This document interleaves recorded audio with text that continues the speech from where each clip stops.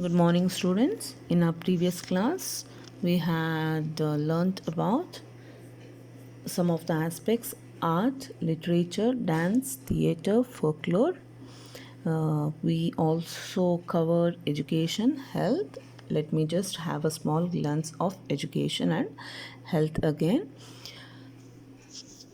Two recipients of Bharat Ratna Award, the highest civilian honor of India, are from the Kolar district of Bengaluru Division. They are Sir M. Vishveshwaraya and C. N. R. Rao. Vishveshwaraya had built a dam called Kannambadi Dam. We call it also as Krishnaraja Sagar in Mysuru for Kaveri River. Vishveshwaraya was a chief engineer of this dam and he had done the blueprint of this dam. So we had learnt about Vishveshwaraya in industrial sector, isn't it, students? He was the one who laid the foundation for the industrial India, right, students? So because of his achievements, he was being awarded as Bharat Ratna Award. Now let us see about the Nobel Prize winning physicist. Who is he? He is Sir C.V. Raman, the Nobel Prize winning physicist. He conducted research in Bengaluru. He conducted his research in Bengaluru Research Center itself and he became the world famous scientist for his researches. Bengaluru Division is an important center of education. You know that there are many schools and colleges in Bengaluru. There are many public and private universities in this division. Again, like industries, government is also running many famous schools and universities, colleges, and private people too are contributing there in the field of education. There are many central research and scientific laboratories. Tumakuru, Bengaluru, Shivamogga, and Davanagere have their own universities. For higher education, people go to these universities and they get well educated and they succeed in their education.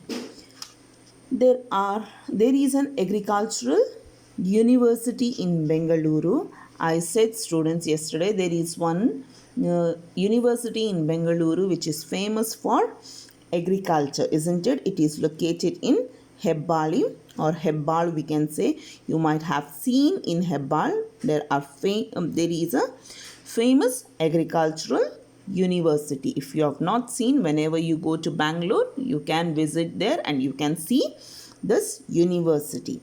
The government is encouraging primary education since pre-independence period.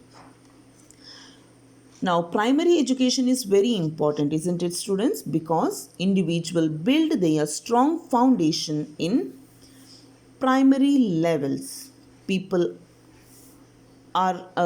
can read, write here, isn't it? So at least they have the basic knowledge of reading, writing, and speaking. So that's the reason government is stressing towards the primary education. Not only in pre-independence period, even now government is supporting the primary education. Most of districts of this division have engineering colleges and medical colleges. Bengaluru division is having innumerable number of eminent colleges. Not only Indians are educated here, but the foreign people too come here for their study.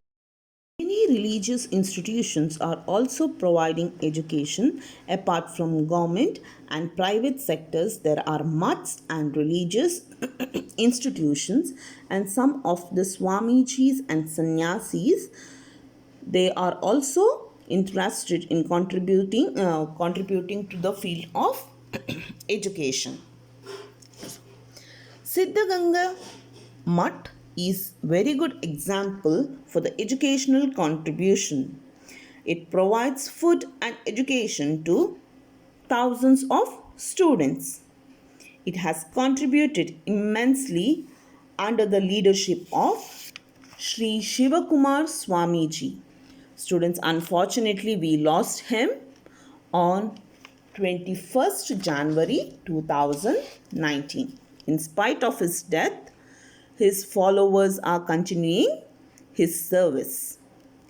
Irrespective of caste, religion, color, creed, sex, the Mutt is giving education to thousands and lakhs of students, especially to those students who are economically weak or economically background people.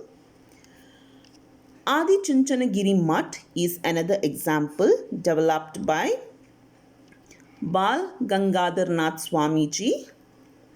It provides basic and professional education. There are many colleges and schools run by these Adi Chunchanagiri Mutt. Again, unfortunately, we have lost this Mutt Senior Swamiji too. But his disciples or followers are continuing this noble service. The contributions of Muruga Rajendra Mutt and Sirigere Talabalu Mutt of Chitradurga are noted.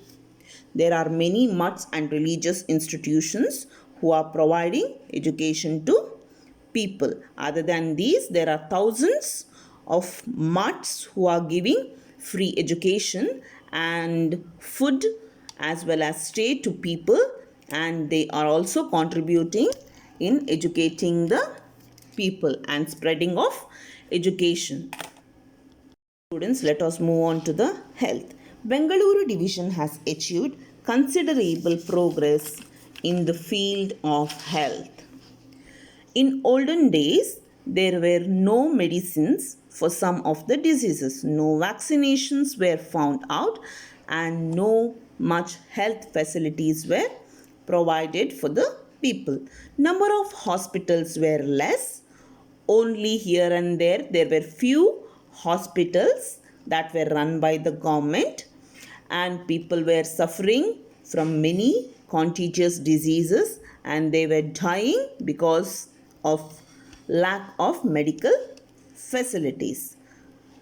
So, infant death rate has reduced in olden days due to lack of medical facilities. Children were dying.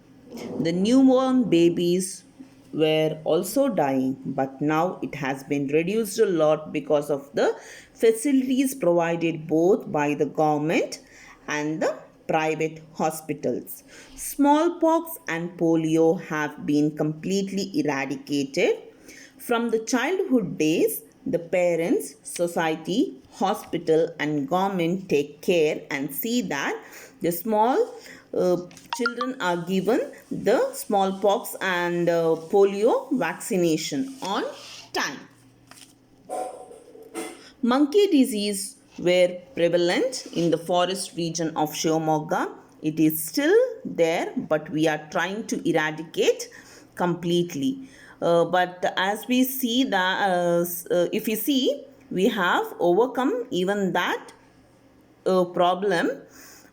Because before it was too high, people were suffering with these disease was at a higher rate, but now it has been reduced.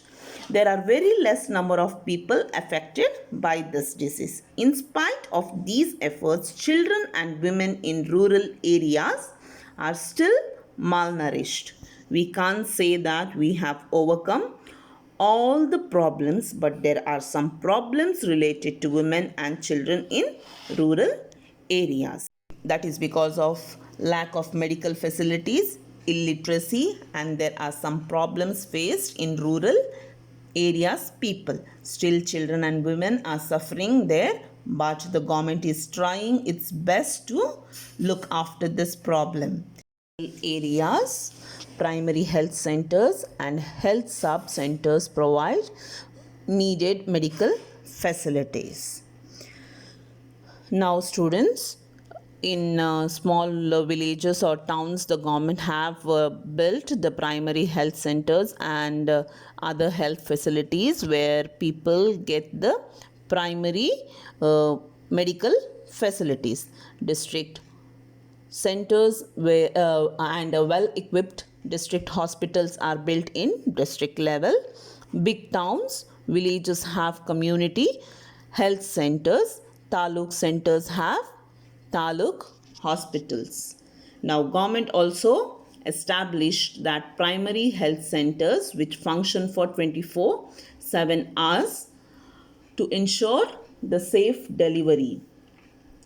Now government has taken few measures. What measures the government has taken? They have built primary health centers or sub centers in rural areas, and they see that the people get medical facilities on time. Then again, coming back to district, in district centers they have built well equipped district hospitals. Then bigger towns also they have made some arrangements with the community health centers. In taluk level also they have seen that they have taluk hospitals. They have seen that these hospitals run for 24 hours and they serve the people for 24 hours. And mobile health centers also have been provided for the better facility of the pregnant women. There are many development done even in cultural resources. Bengaluru Division is rich culturally. It is rich with forest, wild animals, rivers, valleys, rich religious places, tourist centers, cultural festivals and others. So all type of cultural development is seen in Bengaluru Division. There is scenic place in Bengaluru Division. Scenic place means worth to be visited. Many people visit there to this place as a tourist and they enjoy the view of Bengaluru Division. Now let us move on with the political stewards. There are many eminent persons who have contributed in the field of politics also and for the development of Bengaluru Division of the Karnataka state. The chief architect of Karnataka integration, Kengal Hanumantayya, is from this division. Karnataka integration means unification of Karnataka. There are many others, but Kengal Hanumantayya is one among them who contributed to the Karnataka integration. Vidhana Soudha building was built during this tenure by the chief minister. Kengal Hanumantayya was the chief minister of Karnataka. Under his guidance, the huge building of Vidhana Soudha is built in order to run or in order to have the proper administration of Karnataka efficiently, which with all different divisions. Another pioneer of Karnataka integration movement was S. Nijalingayappa. He also undertook many important programs aimed at building the strong state. Shantaveri Gopal Gowda, who laid the solid foundation of Socialist Movement in Karnataka, is from Shivamogga district. Shantaveri Gopal Gowda, he also contributed to the social development of Bengaluru Division. Salumarada Timmakka, might have come across her in TV. Many a time she has given the interview. She is synonymous with environmental protection. She is being a rural woman. She was very strong. She planted thousands of trees one by one. That's why she is called as Salumarada Timmakka, and government has awarded her many a times. She was being awarded by the state as well as central government. Anil Kumble has contributed immensely to cricket. You all know that you all know about Anil Kumble. He's a cricketer. He was a cricketer. And he also is from Karnataka, Bengaluru Division. So we should be proud that one of the cricketer, Anil Kumble, he is also from Bengaluru Division. BKS Iyengar and Sri Raghavendra Swamiji from Malladihalli have contributed notably in the field of yoga. Yoga classes are run and many students are there. They are also contributing to the development of yoga. Several people have contributed in different aspects of Bengaluru Division. Progress cannot be achieved by one or two person. It will be achieved by several or thousands of people only when they work hand in hand, isn't it? Now let us see the freedom fighters. Many prudent people from Bengaluru Division had taken part in national struggle. You all know that very well, that India was under the clutches of British rule.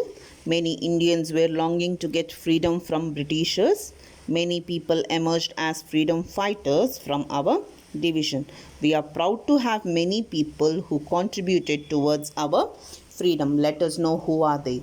K.C. Reddy, Kengal Hanumantayya, S. Nijalingappa, Shantaveri Gopal Gowda, Kedidal Manjappa, Tita Sharma, Bhagiratamma. Many women also took part in the freedom fight.